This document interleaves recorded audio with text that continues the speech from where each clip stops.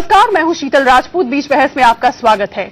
कांग्रेस उपाध्यक्ष राहुल गांधी अब middle class की जंग लड़ेंगे। राहुल ने ऐलान कर दिया है कि वो दिल्ली एनसीआर में बिल्डर्स की मनमानी नहीं चलने देंगे और अब बिल्डर्स से लोगों को घर दिलाएंगे। दरअसल राहुल के इस ऐलान जंग के पीछे का सच मोदी सरकार के रियल एस्टेट बिल की मुखालफत से जुड़ा हुआ है। राहुल का सीधा आरोप है कि मोदी सरकार ने बिल्डरों को फायदा पहुंचाने के लिए यूपीए के बिल में 118 संशोधन कर दिए, जिसका सीधा नुकसान घर खरीदने वालों को होगा। जबकि बीजेपी इसे राहुल का एक और राजनीतिक स्टंट करार दे रही है। ऐसे में बड़ा सवाल यही है कि क्या हकीकत में बिल्डर्स से लोगों को घर दिला पाएंगे राहुल गांधी, और क्या मोदी सरकार का बिल वाकई घर खरीदने वालों के खिलाफ है?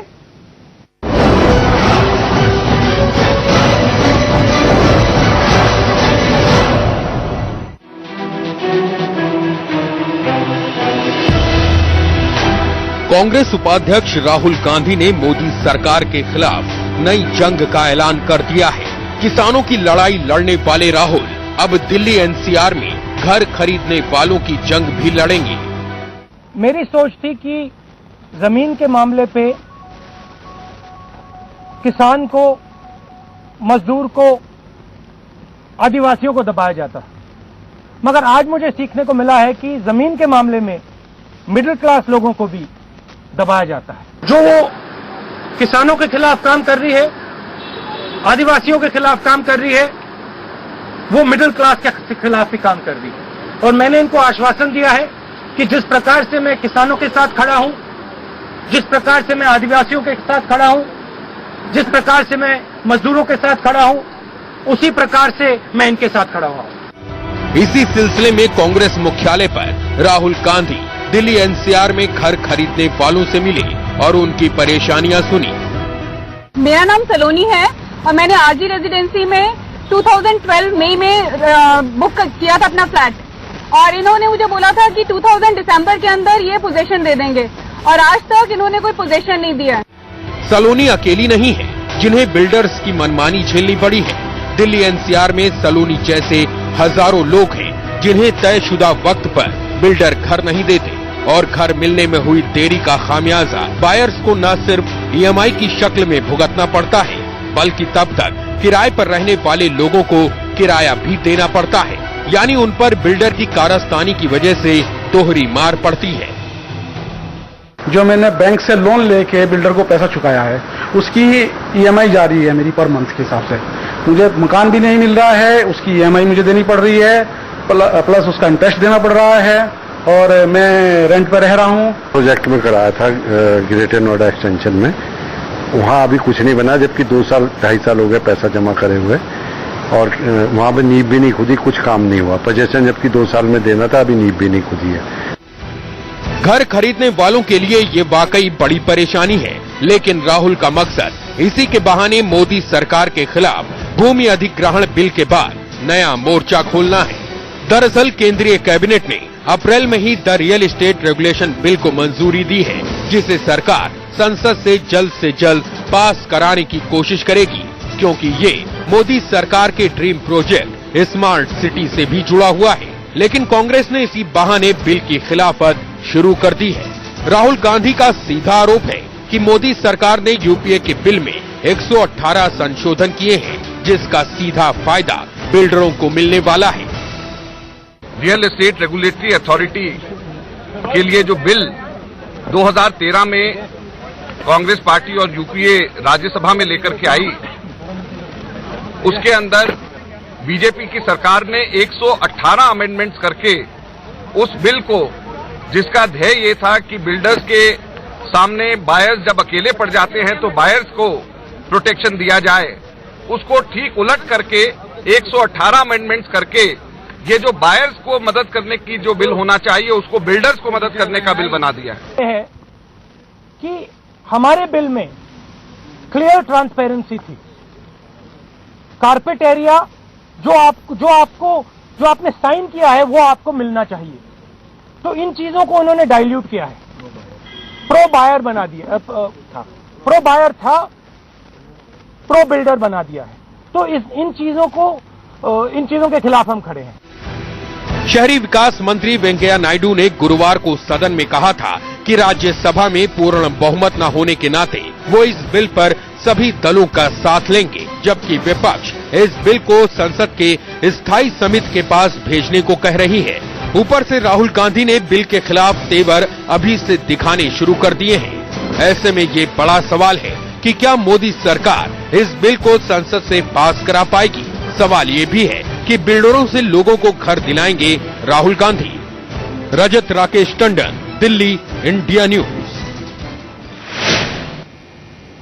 तो किसानों के बाद अब मिडिल क्लास के लिए मोर्चाबंदी कर दी है राहुल गांधी ने। इसी मुद्दे पर बहस करने के लिए हमारे साथ जुड़ गया खास पैनल। हमारे साथ बीजेपी की नेता आरती मेहरा जुड़ी हुई हैं, हमारे साथ अमन पवार कांग्रेस के प्रवक्ता स्टूडियो में जुड़े हैं, हमारे साथ Annu Khan president Noida extension flat owners and member association. Noida में बहुत सारे ऐसे फ्लैट्स हैं जो बन रहे हैं जिनमें लोगों ने फ्लैट बुक किए हुए हैं। विजय लक्ष्मी बायर हैं, खरीदार हैं, वो भी हमारे साथ स्टूडियो में जुड़ी हुई हैं। रजत राकेश टंडन हमारे साथ हमारे संवाददाता जुड़े हुए हैं और इसके अलावा हमारे साथ अनिल शर्मा सीएमडी आम्रपाली ग्रुप के भी नोएडा से जुड़ गए। सबसे पहले रजत राकेश टंडन के पास चलते हैं जिन्होंने ये पूरा इवेंट, ये पूरी आज कवरेज की है।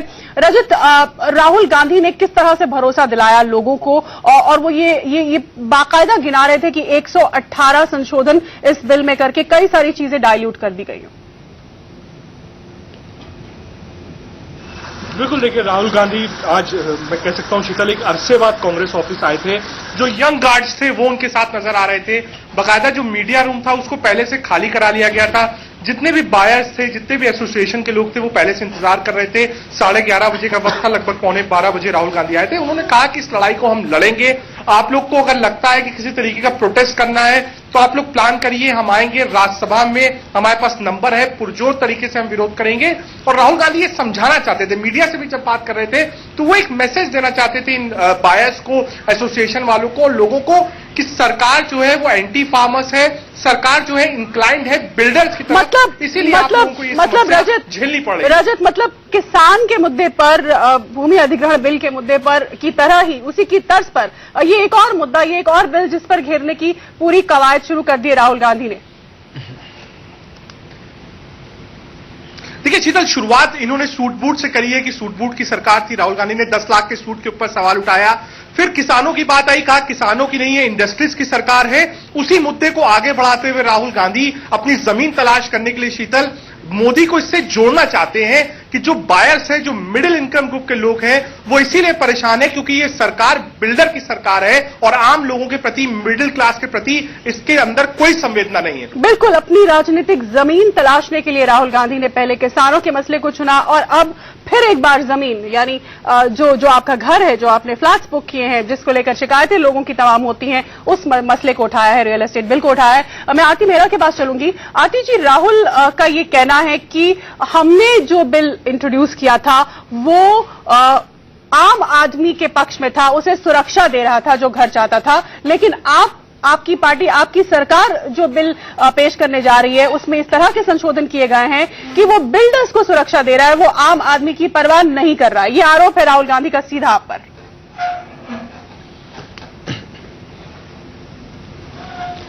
जी शीतल जी, ये आरोप बिल्कुल निराधार है।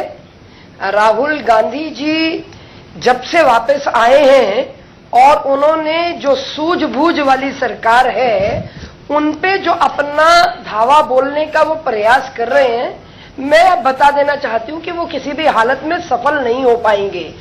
इनके बोए हुए कांटे हैं, इनके किए हुए ये बड़े बड़े गड्ढे हैं।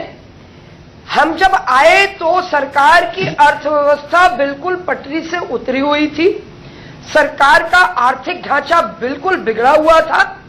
अभी भी आज ही अगर आप देखें, जो बायर्स लोग जिनके हम प्रो हैं और ये हमें उनके एंटी बताते हैं, ये 118 अमेंडमेंट क्यों लेकर आए हैं आपकी सरकार, ये बताइए आरती जी। 118 अमेंडमेंट जो आप लेके आए हैं इस बिल में, जो आज लोग खड़े थे। हाँ, एक मिनट, एक सेकंड, बीच में नहीं बोले। ठीक है, पूरी कीजिए अपनी बात। फिर मैं अमन खड़े थे वो भी ये बता रहे थे, जो तिथियां गिना रहे थे वो तिथियां इन्हीं के टाइम में और लैप्स भी इन्हीं के टाइम में हो गई। हम तो सरकार में बाद में आए हैं। आपको सिस्टम को पूरा समझना होगा कि कहां पे किस तरीके से सिस्टम को मजबूत करके अधिक से अधिक लोगों का फायदा उठा सके। ये सरकार जो जनधन योजना लाई बिल्डर है को किया जा रहा है या बायर को किया जा रहा है? आरती जी बताइए, इस चीज का हमें प्रश्न है। 70% वाला जो आपका जो पॉइंट है, देखिए हमारे इसमें तीन बड़े मुद्दे जो हैं जिसमें संशोधन ये लेकर के आए हैं। ये जो बिल था, ये कंज्यूमर जो एक होम बायर अपनी पूरी जिंदगी की जमा पूंजी एक घर और एक छत खरीदने में लगा देता है, उनके प्रोटेक्शन के लिए था। ये मोदी सरकार ने आज साबित कर दिया है कि ये सूट बूट वाली सरकार है। इसके अंदर जो संशोधन लाए गए हैं वो बिल्कुल जो है ये बायर्स के अगेंस्ट है, प्रो बिल्डर इसमें जो अमेंडमेंट्स वो लेकर के आए। मैं आरती जी को पॉइंट आउट भी कर दूंगा इन्हीं चीजों के ऊपर। कारपेट एरिया और सुपर एरिया में जो हमें बिल्डर आज तक चीट करते थे, उसको हमें एक यूनिफिकेशन देने के लिए, उसको एक स्टैंडर्डाइज करने के लिए जो यूपीए सरकार बिल लेके आई थी, उसमें कहा था कि जो भी फ्लैट बेचा जाएगा वो सिर्फ कारपेट एरिया के बेसिस पे बेचा जाएगा। बिल्डर को कोई इजाजत नहीं थी कि जो आपने स्ट्रक्चर और जो डिजाइन आपने बायर को प्रॉमिस किया है, आप उसमें कोई ऑल्टरेशन कर सकते हैं। अब ये अलाउ कर दिया है इन्होंने बिल्डर को। अब इन्होंने बोल दिया है बिल्डर को कि अगर कोई बिल्डर को अप्रूवल नहीं मिलता, कोई सर्टिफिकेट नहीं मिलता, तो उस पर जाके बिल्डर एक्सटेंशन ले सकता है अपनी डेडलाइन की। बिल्डर कहता है 2 साल में हम आपको फ्लैट दे देंगे, वो 10-10 साल तक फ्लैट नहीं मिलता है। अब मोदी जी की सरकार ने उसको और एम्पावर कर दिया है कि उसको कोई अप्रूवल ना मिले तो वो और आगे एक्सटेंशन लेके जाता रहे। तो अब आप बताइए आरती जी, आपकी सूट बूट की सरकार नहीं है, तो ये प्रो बिल्डर बिल नहीं है, तो अब क्या है? आपने तो पूरे बिल जो बिल था, जो कानून था, जो उसकी मंशा थी, उस पर आपने पूरा पानी फेर दिया है। मंशा पर पूरा पानी फेरा है। कांग्रेस का ये आरोप सही है आपको लगता है? देखिए, आम आदमी, आम बायर को ना कांग्रेस से मतलब है ना बीजेपी से मतलब है, उसको सिर्फ अपने घर से मतलब है। हाँ। इनकी लड़ाई से उसको कोई मतलब नहीं है। आज से पहले भी हम लोग बीजेपी से भी मिले थे और कांग्रेस से भी मिले थे। सब नहीं, फार्मर की सुनने वाला तो था। आप राहुल गांधी से मिले थे ना आज? हाँ, देखिए, आप अपनी बात को कॉन्ट्रडिक्ट कर रहे हैं। नहीं, मैं ये कह रहा हूँ कि आज हमारी सुनने वाला है। आज राहुल गांधी भी आ गए हैं, तो मतलब कांग्रेस से मतलब है आपको?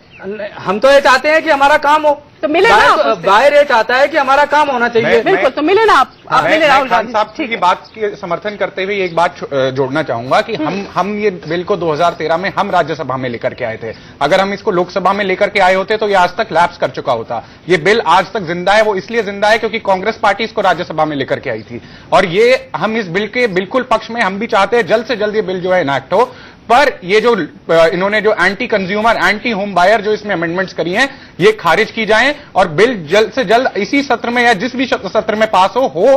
पर इसमें ये जो एंटी कंज्यूमर इसमें हुआ है, तो ये बिल्कुल हम इसके पक्ष में नहीं है। अगर ऐसा बिल जो बनाया हुआ है वो बिल ना आए तो वो बेहतर है। अगर इसमें संशोधन होकर बिल आता है तो वो आना चाहिए, क्योंकि अभी जो बिल बना हुआ है वो टोटली बिल्डर के फेवर में बिल बना हुआ है। बिल्कुल बिल्कुल बिल्कुल। अनिल शर्मा, सीएमडी आम्रपाली ग्रुप के हमारे साथ जुड़े हुए हैं। अनिल शर्मा जी, जितने भी जो बायर्स हैं या जिन्होंने मकान, घर बुक कर रखे हैं, फ्लैट, आपके भी कई सारे प्रोजेक्ट्स कंप्लीट नहीं हुए, लटके हुए हैं, उनकी समस्या तो जायज है ना? ये तो आप मानते हैं कि नहीं मानते? अगर वो ये विरोध कर रहे हैं कि ये जो संशोधन कर रहे हैं ये एंटी बायर है और बिल्डर्स को ज्यादा समर्थन कर रहा है, तो ये कहीं ना कहीं ये बात जायज नजर आती है। शीतल जी, मैं एक बात कहना चाहता हूं। ये बिल के खिलाफ हम लोग नहीं, कोई डेवलपर नहीं है, चाहता है कि बिल आना चाहिए। मैं पहली बात ये कहता हूं, ये बिल किसके लिए आ रहा है? ये बिल जब आपने रियल एस्टेट को न तो इंडस्ट्री माना, न आपने इंफ्रास्ट्रक्चर माना, और आप रेगुलेटरी बिल ला रहे हैं। लेकिन आपको कुछ राहत तो मिल रही है ना? ये संशोधन जरूरी है। ये जो संशोधन, ना तो पहला बिल मोदी सरकार जो संशोधन ला रही है, जैसे मतलब निलंबित खाते में आपको 70% ही रखना, 50%। मैं आपके पॉइंट पे आ रहा हूं।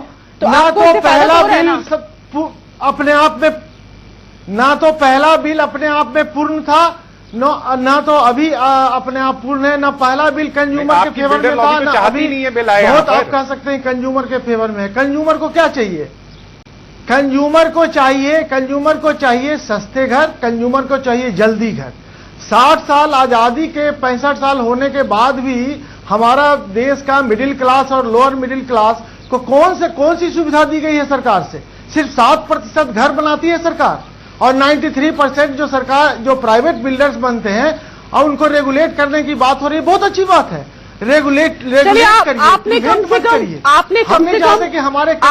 से कम ये संवेदनशील बयान तो दिया कि आम आदमी को क्या चाहिए कि उसको समय पर वक्त पर उसका घर मिल जाए, जिसके लिए उसने पैसा इन्वेस्ट करके रखा है। आइए आपको दो केसेस दिखाते हैं आप ही के प्रोजेक्ट से जुड़े हुए, जहां ऐसा नहीं हो रहा है। देखते हैं। प्रीमियम प्रोजेक्ट में कराया था ग्रेटर नोएडा एक्सटेंशन में, वहां अभी कुछ नहीं बना, जबकि 2 साल 2.5 साल हो गए पैसा जमा करे हुए, और वहां पे नींव भी नहीं खुदी, कुछ काम नहीं हुआ। पोजेशन जबकि 2 साल में देना था, अभी नींव भी नहीं खुदी है। पैसा वापस करने को कह रहा, पैसा वापस नहीं करते, डिमांड लेटर पे डिमांड लेटर भेजे जा रहे हैं। कब तक उनका प्रोजेक्ट पूरा होना था, कब तक आपको मिलना था? 3 साल के अंदर होना था, अभी वहां कुछ भी नहीं हुआ, नींव भी नहीं खुदी, कुछ नहीं, खाली ऑफिस बना रखा हूँ। और अब कितना लॉन्ग टाइम हो गया होगा, कितने साल से आप परेशान हैं जो भाग रहे हैं इधर से उधर? 2.5 साल हो गया, 2.5 साल से ज्यादा हो गया। अब क्या स्थिति है पैसे की वापिस आने की या मकान मिलने की, कुछ ऐसा लग रहा है? ना पैसा दे रहे हैं, ना मकान दे रहे हैं, कुछ भी नहीं, दोनों में से कोई काम नहीं कर रहे और कोई सेटिस्फैक्टरी जवाब नहीं देते। लेने के लिए जो आपने पैसा जमा किया है उसके बाद आपने कहीं फाइनेंस भी कराया हुआ, EMI भी जारी होगी कहीं कुछ, या नहीं? हमने अपना ही कैश दिया था, हमारा कैश ही था अपना, और सेल्फ यूज सर्विस अपार्टमेंट के लिए अपने यूज के लिए कराया था, लेकिन वहां अभी तक इन्होंने कुछ भी नहीं बनाया, नहीं वगैरह। कई लोगों का पैसा फंसा हुआ है। दिसंबर 2010 में अमरपाली के यहाँ बुक कराया था फ्लैट अपना, और उसको जून 2012 में हमें पोजीशन देनी थी, जो आज अप्रैल 2015 हो गया, अभी तक हमें कोई पोजीशन नहीं मिली है। और बिल्डर ने हमसे पूरा पैसा ले लिया है, जो मैंने बैंक से लोन लेके बिल्डर को पैसा चुकाया है, उसकी EMI जारी है मेरी पर मंथ के हिसाब से। मुझे मकान भी नहीं मिल रहा है, उसकी EMI मुझे देनी पड़ रही है, प्लस उसका इंटरेस्ट देना पड़ रहा है, और मैं रेंट पे रह रहा हूँ, उसका रेंट भी जा रहा, हमारा रेंट भी जा रहा है। तो बिल्डर दिन पर दिन चक्कर जाते हैं तो बिल्डर क्या कहता है? तो बिल्डर तो बस ये कहता है, जी आप अभी टाइम रहेगा थोड़ा, और टाइम के बाद हम पोजीशन देंगे, अभी टाइम नहीं हमारे पास। बिल्डर बार बार चक्कर कटाया जा रहा है, पोजीशन देने की तैयार नहीं है। तो अरुण शर्मा जी, ये सूरत हाल आप ही के प्रोजेक्ट की है। लेजर वैली प्रोजेक्ट जो आपका है आम्रपाली का, उसी में इन शख्स ने फ्लैट बुक कर रखा था, 2012 में पोजीशन मिलना था, और 3 साल ऊपर हो गए। आप बताइए। मैं शीतल जी एक बात बताता हूं, जब 2011 में लैंड एक्विजिशन रद्द हो गया था, तो हमारे यहाँ के भी 4 बायर्स थे, अन्नू खान उसके गवाह हैं, अभी होंगे। मैंने चारों लोगों को अल्टरनेट प्रोजेक्ट में उसी दर पर उनको घर दिया था, और मैंने उस समय ये ऑप्शन लिया था उनसे कि देखिए, चूंकि लैंड एक्विजिशन रद्द हो गया है, यदि आपको ऑप्शन लेना है, या तो आप अपने पैसे, उस समय 10% या 5% पैसे आए थे, और उसके बाद भी हमने 4,000 लोगों को नए प्रोजेक्ट में शिफ्ट किया और उसी दर पर शिफ्ट किया। और नोएडा एक्सटेंशन एक थोड़ा सा एक्सेप्शन है, क्योंकि वहां 2 बार लैंड एक्विजिशन 3 बार रद्द हो चुके हैं। और ठीक है, चलिए एक और उदाहरण ले लेते हैं। विजय लक्ष्मी, इन्होंने भी आप ही के यहाँ पे फ्लैट बुक किया हुआ है। मेरा इन्वेस्टमेंट आम्रपाली के सेक्टर 107 हार्टबीट सिटी में है। मैंने दिसंबर 2010 में इन्वेस्टमेंट किया था, अभी 1.5 साल पहले पोजेशन मिलना था। जो कंस्ट्रक्शन, मुझसे 95% पेमेंट ली जा चुकी है, कंस्ट्रक्शन सिर्फ जो आपका स्ट्रक्चर है वो खड़ा है, और कंस्ट्रक्शन 1.5 साल से रुकी हुई है। हमने कई फोरम्स पे आवाज उठाई है, आप लोगों से भी मिलने की कोशिश की है, लेकिन जो केस है वो सुप्रीम कोर्ट का केस लगा हुआ है। अब हमें यही नहीं पता है कि हमें कब पोजेशन मिलेगा। उसके बगल में ही हैंगिंग गार्डन्स था, जिसमें कि सारी एमिनिटीज वहां पर आनी थी, वो प्रोजेक्ट कैंसिल हो चुका है। अब हमें ये भी नहीं पता है कि जो अगर कल को प्रोजेक्ट आता भी है, तो जो एमिनिटीज हैं, क्लब हाउस हैं या बाकी जो बैलेंस चीजें हैं, वो कहां पर आएंगी, उनका क्या फेट होगा। तो हम जैसे बायर्स जो कि इतने ब्रांड पर भरोसा करते हैं, आंख मूंद करके हमने अपना पैसा डाला हुआ है। इनफैक्ट मैंने एक जॉब छोड़ी थी और अपना सारा PF का पैसा इसमें डाल दिया। हम जो इनिशियल इन्वेस्टमेंट की थी, बात को हम समझ सकते हैं। EMIs दे रहे हैं, वो अलग है। हम भी कामकाजी लोग हैं और ये हर किसी की समस्या है। आरती मेहरा के पास चलते हैं। आरती, आपको नहीं लग रहा इतना बड़ा ये मुद्दा, इतना बड़ा मसला मिडिल क्लास का राहुल गांधी ने आपकी नाक के नीचे से ले लिया, धीरे धीरे जमीन वो आपसे छीनते चले जा रहे हैं, चाहे किसानों का मसला हो, चाहे मिडिल क्लास का ये सबसे अहम घर का मसला हो। शीतल जी, राहुल गांधी को अपनी जमीन को संभाल ले, वो बहुत जरूरी है। हमारी जमीन वो नहीं खींच सकते हैं। देश में जो लैंड एक्विजिशन का बिल है वो इतना जरूरी है, और राहुल जी और उनकी पार्टी जानती है कि जिस दिन ज्वाइंट सेशन में ये पास हो जाएगा और जो विकास की ये सरकार है, विकास करने वाली सरकार, डेवलपमेंट की सरकार, अच्छे दिन देने के प्रॉमिस करने की सरकार, क्योंकि जब हम लैंड ले पाएंगे उसके ऊपर इंफ्रास्ट्रक्चर। लेकिन आपको लगता है कि ये बिल आप पास करा पाएंगे? राहुल गांधी के अभी आरती मेहरा जी ने कहा कि हम land acquisition bill joint session में पास कर देंगे। इन्होंने इसी तरीके से ये जो प्रो बिल्डर अमेंडमेंट है ये भी किसी सेशन में पास कर देंगे। तो हमारा सवाल इनसे ये है कि आप क्या कुछ चुनिंदा कॉर्पोरेट, कुछ चुनिंदा उद्योगपतियों के लिए काम कर रहे हैं, या जिन लोगों ने आपको वोट दिया आप उनके लिए काम कर रही हैं सरकार में? आपकी सरकार आई थी 282 एमपी लेकर के आएगी, कहा कि बड़ी स्ट्रांग सरकार आएगी। आपने सारी आपकी नीति, अभी नेट न्यूट्रलिटी पे हमने देखा कि आपने क्या नीति बनाई। ऐसे ही चलिए तो एक और राजनीतिक घमासान की जमीन तैयार हो गई है कांग्रेस और बीजेपी के बीच में। आने वाले दिनों में यह मसला और बढ़ेगा। फिलहाल आप सभी का हमारे स्टूडियो में जुड़ने के लिए, इस डिस्कशन में हिस्सा लेने के लिए बहुत बहुत धन्यवाद।